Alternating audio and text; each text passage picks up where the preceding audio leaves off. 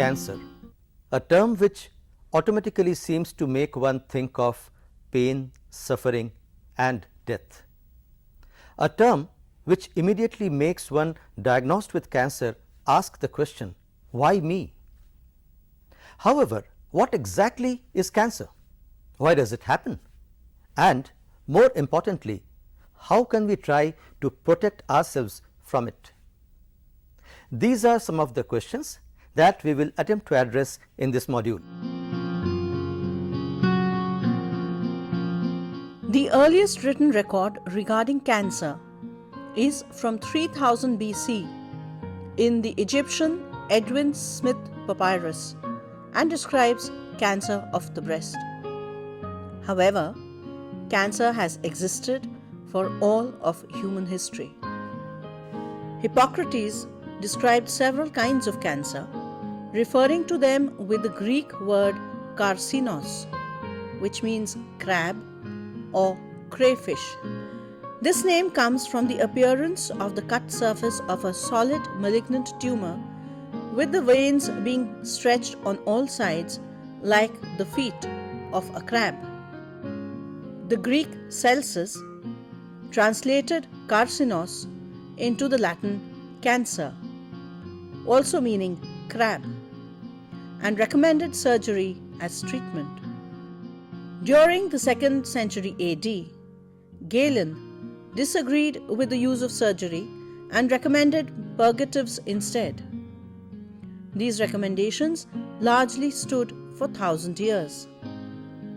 In the 15th, 16th and 17th centuries, it became more acceptable for doctors to dissect bodies to discover the cause of death. The German professor Wilhelm Fabry believed that breast cancer was caused by a milk clot in a mammary duct. The Dutch professor Francois de la Boe Sylvius, follower of Descartes, believed that all disease was the outcome of chemical processes and that acidic lymph fluid was the cause of cancer. His contemporary Nicholas Tulp believed that cancer was a poison which spread slowly and concluded that it was contagious. The physician John Hill described tobacco snuff as the cause of nose cancer in 1761. This was followed by the report by the British surgeon Percival Pott that cancer of the scrotum was a common disease among chimney sweeps. With the widespread use of microscope in the 18th century, it was discovered that the cancer poison spread from the primary tumor through lymph nodes to other areas, that is metastasis.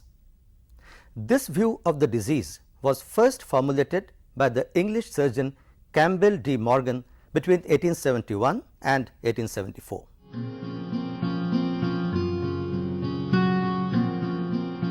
Cancers, usually it is said that there are more than 200 types of cancers. This is because of the nomenclature. The organ that is involved, the organ system that is involved, the type of the cells that have proliferated, the type of the cancer that has occurred, the level of compression that it has generated, the level of the tumor, the size of the tumor, the level of the metastasis into the nodes, the level of metastasis into the other tissues of the body. This gives a nomenclature, and thus there are more than 200 names of the same disease cancer which generates at in a particular and said manner. First, we shall have to understand how does this disease happen to occur in human body. We know that body cells, the basic unit of the body is cell, and it forms the tissues. This basic cell is always growing. Always the cells are multiplying, and these multiplying cells, they replace the wear and tear parts of the body, and thus a normal pattern of the growth occurs, and this is always very well conducted in the body, and it is all equated just like a mathematical equation. That many cells shall go for wear and tear, and that many cells shall be created within a specified period of time. But cancer breaks this orderly control of the nature, and this is because certain nuclear changes do occur. That means, the basic unit of the body, that is the cell, has a vital content, that is the nucleus, and that nucleus has DNA. This DNA is changed. When this DNA is changed, there are 3 stages: metaplasia, anaplasia and dysplasia, which stages the cancer out, and when these nuclear changes occur, the cells start proliferation at a different pace. When the pace of proliferation, pace of cell division, this differentiates, in that condition there is an overgrowth, that means an uncontrolled growth or a swelling. This swelling is known as tumor. This is the primary site of cancer that develops. This tumor basically does nothing. So, usually what we say is cancer is not a disease, it is only a compression syndrome, because the tumor increases in size gradually over a very long period, say so many years, and after that it produces the symptoms of compression of the adjoining tissues, adjoining cells. We see when the blood vessels are compressed, the adjoining cells do not get blood. When the nerves are compressed, the nervous symptoms do appear, the pain does appear, and such other things. These tumors or the cancerous growths may be of 2 types. One is benign, other is malignant. Benign is the one which is encapsulated, there is a sheath around it, and this tumor does grow within certain limits, but it does not metastasize, it does not go through the lymph nodes into the other parts of the body, while the malignant one is the one which spreads into other parts of the body, in the vital centers of the body also, maybe liver, maybe brain, maybe lungs, and it causes disastrous effects. When we do the grading and staging of the cancers, we know the basic way of grading and staging of the cancers are knowing at which stage are we detecting a cancer or a disease pattern. We see that there is a T and M classification, that is the tumor, node and metastasis. As we said, these tumor cells may migrate anywhere in the body if it is a malignant cancer, and when it migrates, we do not know where it is going, but we definitely know it is going to flow through the lymph, which is just like blood, a fluid tissue, and it goes into the lymph nodes. These lymph nodes are sieve like structures. They used to filter the things, filter the organisms and other things, but however the cancer cells do pass into the lymph nodes, the lymph nodes get swollen, and these swollen lymph nodes again create problems. When the metastasis is gone further, in that condition it may metastasize into the vital organs of the body. So, if there is tumor only, the cancer is at an early stage. When it is lymph nodes, it is a progressed stage, and if it is metastasized into the vital organs of the body, maybe it may be a terminal stage. So, this sort of a grading and staging is used, and this is the basic way. Other grading and staging methods are also used by medical professionals. Several factors, both inside and outside the body, contribute to the development of cancer.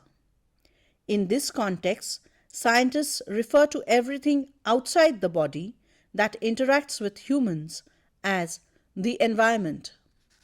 Coming to the causation and role of environment in the cancer, we see that constitution of the human body has 2 major factors to play in. A child born in the environment carries his or her genetic factors given by the parents, grandparents. This is one genetic constitution that comes into the body of the human being. The rest of the factors that we acquire from either and either, this is the environment where we are born and brought up.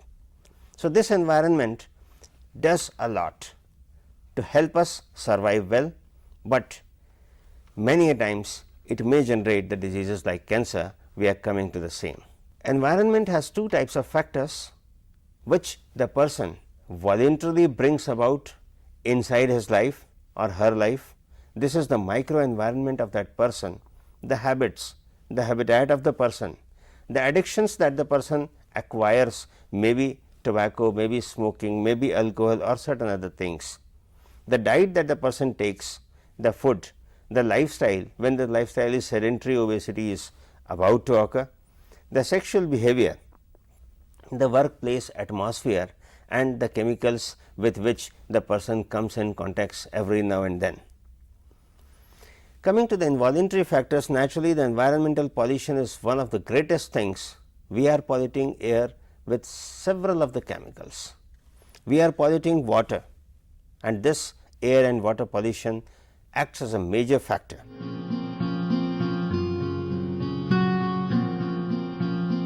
The report on carcinogens, published by the National Toxicology Program of the United States, lists more than 200 carcinogenic agents. Some of them are cigarettes, cigars, and pipe smoking, chewing tobacco, snuff, and exposure to environmental tobacco smoke, or ETS, also called second-hand smoke, are all linked to increased cancer risks. Cigarette, cigar, and pipe smoking have been associated with various cancers. For the sake of tobacco, we know that 1,48,000 deaths each year are occurring in the world. The cancer of the trachea, cancer of the lungs, cancer of the bronchus, pancreas, bladder, urinary bladder, cervix, testicular cancers in the patients of the smoker mothers, they have been noted.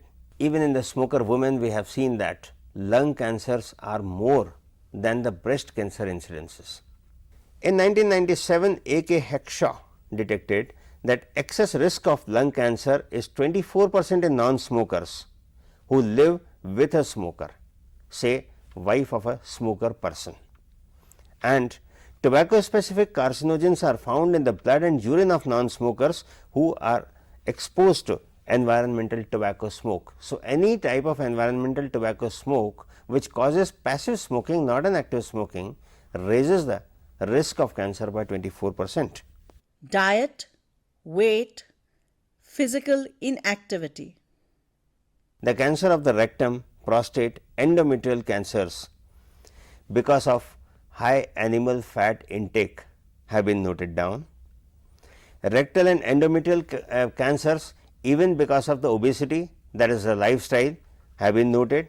Regarding the gastrointestinal cancers, that is the stomach and the intestines, the respiratory and colonic cancers, they are preventable as per the American Society of Health or American Cancer Society. It has been said that more than 5 servings of the fresh fruit and vegetables per day can prevent these GI cancers, respiratory centers and respiratory cancers and the colonic cancers. Because of the physical activity, as we know, obesity occurs, and even lack of physical activity causes many other diseases also. Just a brisk walk of 30 minutes every day heals all these things. Rather, they may reverse the process of cancer that may have generated into the body. Heavy drinkers who consume more than 2 drinks per day have an increased risk of cancer, particularly among those who also smoke. Cancers associated with heavy drinking include cancers of the mouth, throat, voice box, liver, and esophagus. There is also some evidence linking alcohol and cancer of the breast.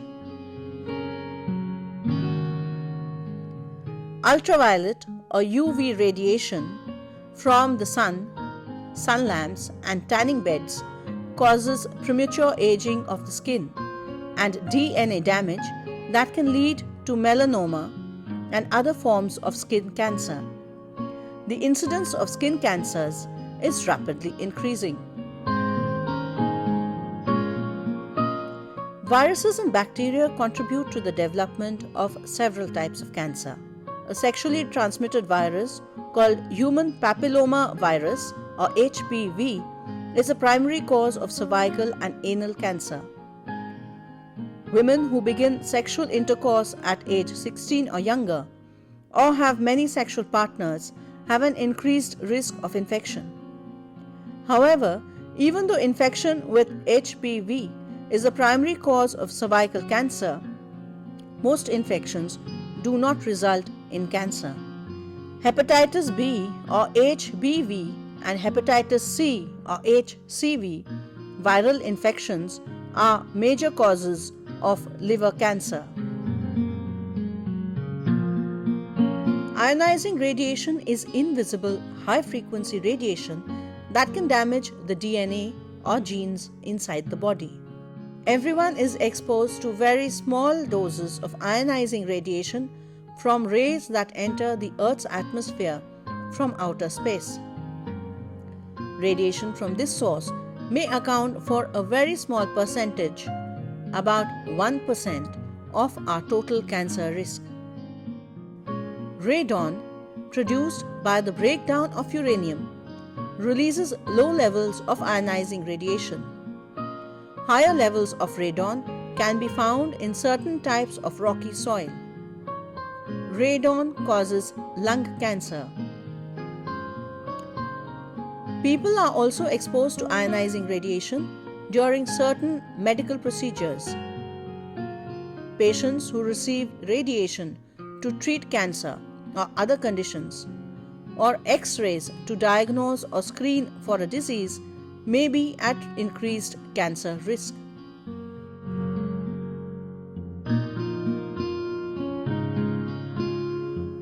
Exposures to various fibers, fine particles and dust occur in several industrial settings and are associated with increased cancer risks. Exposure can also occur in non-industrial settings. Asbestos fibers and all commercial forms of asbestos are human carcinogens. Increased rates of mesothelioma, a rare cancer of the lining of the lung and abdominal cavity, and cancer of the lung have been consistently observed in a variety of occupations involving asbestos exposure. Ceramic fibers now used as insulation materials, silica dusts found in industrial and occupational settings such as coal mines, mills, granite quarrying and processing, crushed stone and related industries, and sandblasting operations cause lung cancer. Wood dust from sanding operations and furniture manufacturing causes cancers of the nasal cavities and sinuses.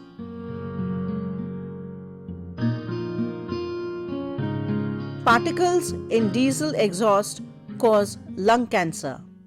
A landmark study, it was a 20-year study done by OEEB and NIOSH, that heavy exposure to diesel was linked to lung cancer. This acted as a boon that even the mine workers, even the urban population that is exposed to diesel, this study gives us an insight that exposure to diesel or heavy amounts or heavy doses of diesel, in that condition the cancer may occur. Aflatoxins are produced by certain types of fungi growing on food which create liver cancer. They grow on grains and peanuts and may also be found in meat, eggs and milk from animals that eat aflatoxin contaminated feed.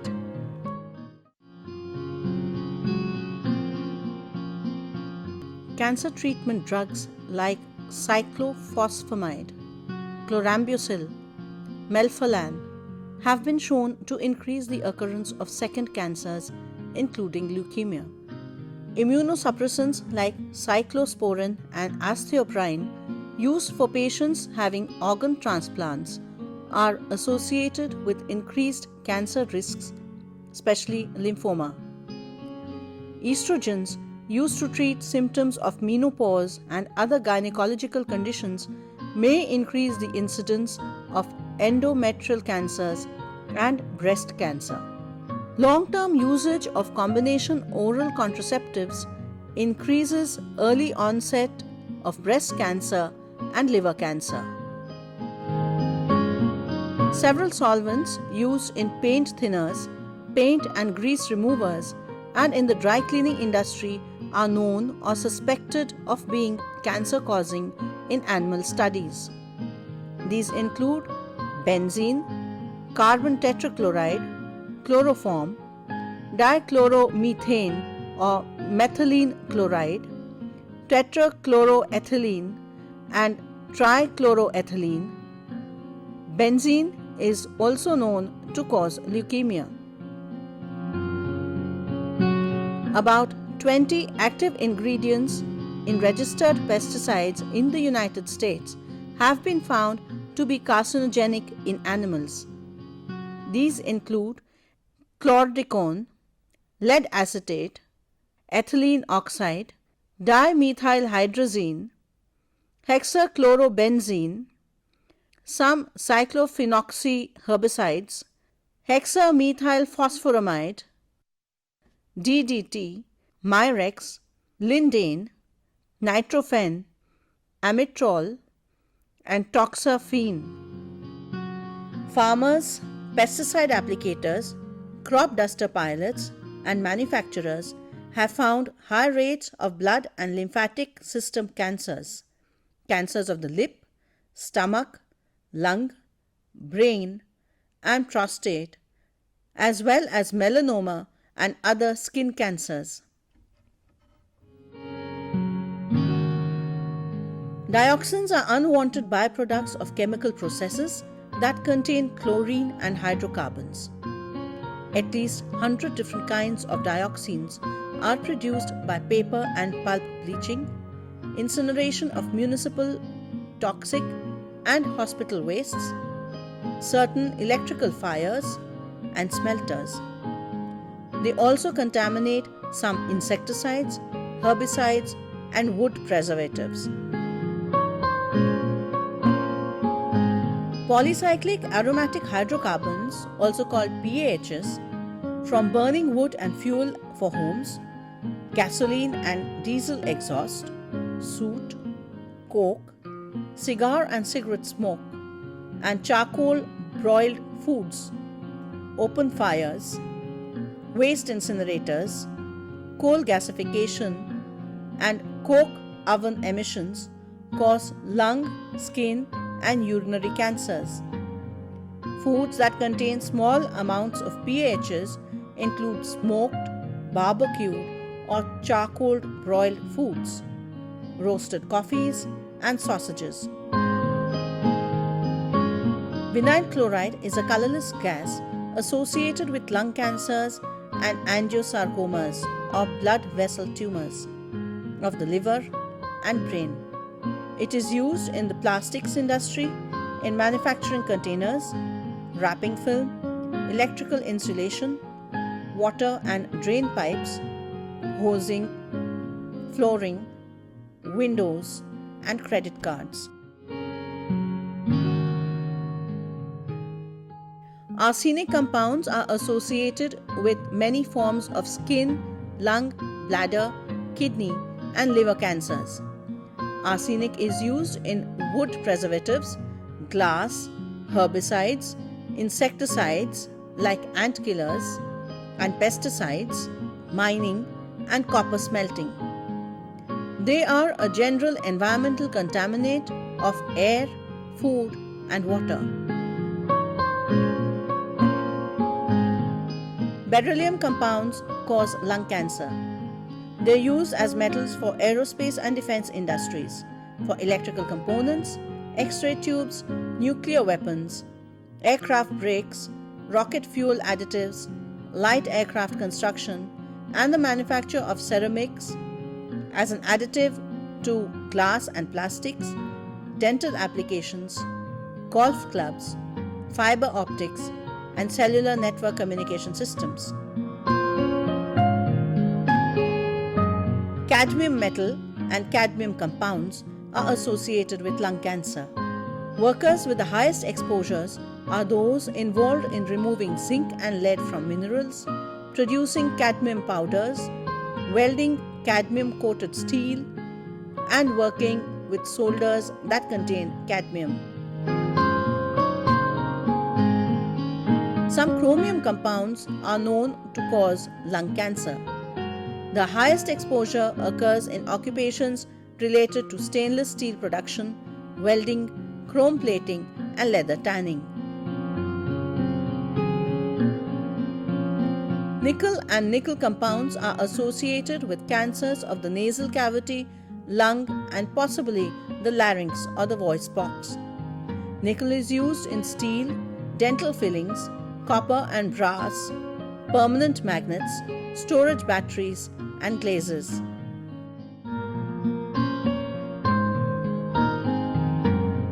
Some precautions can be taken to try to reduce the risk of cancer. Avoid using tobacco products such as cigarettes, snuff, and chewing tobacco.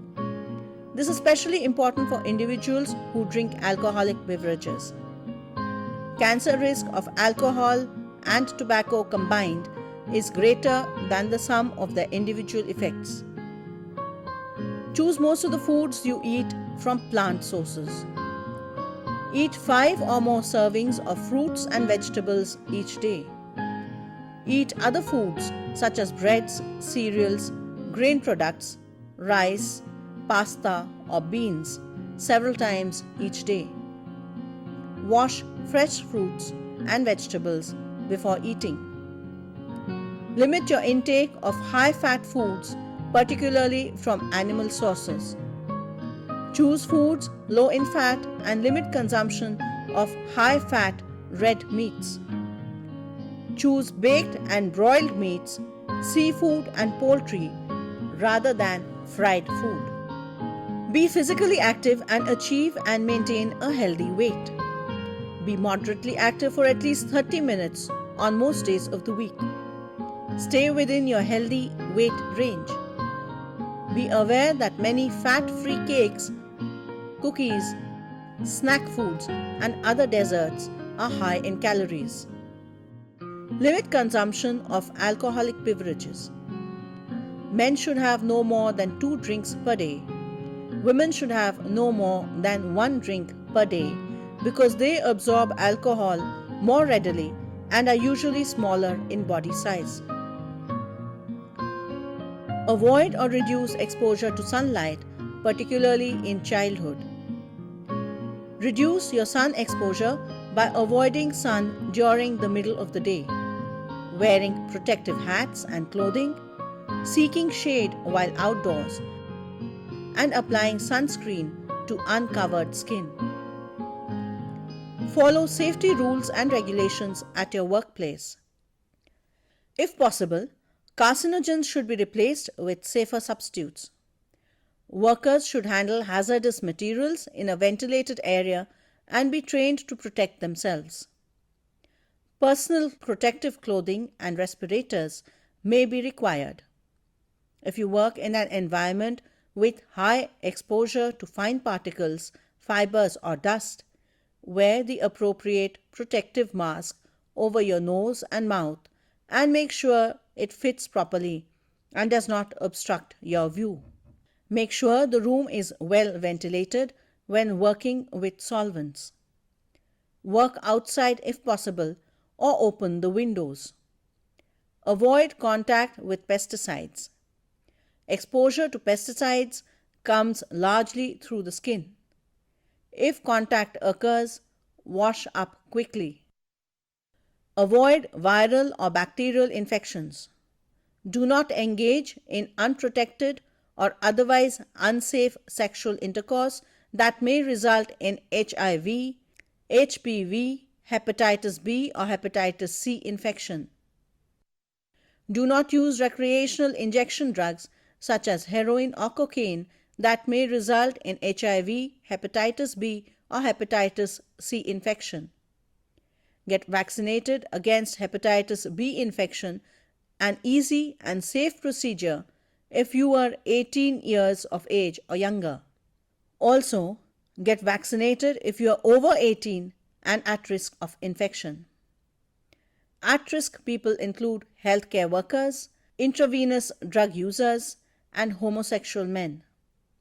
Currently, there is no vaccine for hepatitis C. Seek medical attention for chronic stomach problems because they may be caused by Helicobacter pylori infection, which can be treated. Seek medical attention and adhere to recommended treatments if you have HIV or hepatitis C infection. These infections increase your risk of developing certain cancers. Because repeated exposure to diagnostic X-rays could be harmful, talk to your doctor about the need for each X-ray and the use of shields to protect other parts of the body. Check your home for high levels of radon. Radon levels in a home can be greatly reduced by a professionally installed ventilation system in the basement.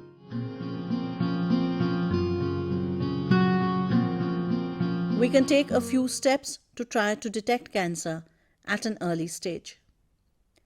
Tell your healthcare provider about the chemicals that you use at work or at home. With this information, your healthcare provider can perform appropriate medical screening tests for early detection of cancer. Ask your physician if there are increased cancer risks associated with your family or personal medical history or medical drugs you are taking. Appropriate screening procedures may be advised. Get a screening test done on a regular basis for these cancers. Breast cancer. A mammogram, an X-ray of the breast, is the best method of finding breast cancer before symptoms appear. Cervical cancer. The Pap test or Pap smear is the most successful screening tool used to screen for cancer of the cervix. Cells are collected from the cervix and examined under a microscope to detect cancer or changes that may lead to cancer. Colon and rectum cancer. The fecal occult blood test checks for small amounts of blood in the stool. A sigmoidoscopy or a colonoscopy are used to examine the colon and rectum. Whenever a tumor or an abnormal growth is found in any part of the body in that condition, and even in the cancers of rectum, anal canal, even in the cancers of bladder, urinary bladder, whenever there is a painless bleeding from the rectum, whenever painless bleeding with the stools, painless bleeding with the urine, all this should be reported immediately to the doctor, since or not only because it is painless, we may ignore it. It is not to be ignored. The person should get vaccinated for hepatitis B at least. Certain other vaccinations are also available, and the person has to be alert for the changes in the body, any thickening or lump, any sore that does not heal, any nagging cough, any hoarseness of the voice, any changes in the bowel bladder habit, any unexplained changes in the weight, any unusual bleeding or discharge in the body should be reported immediately to the healthcare provider.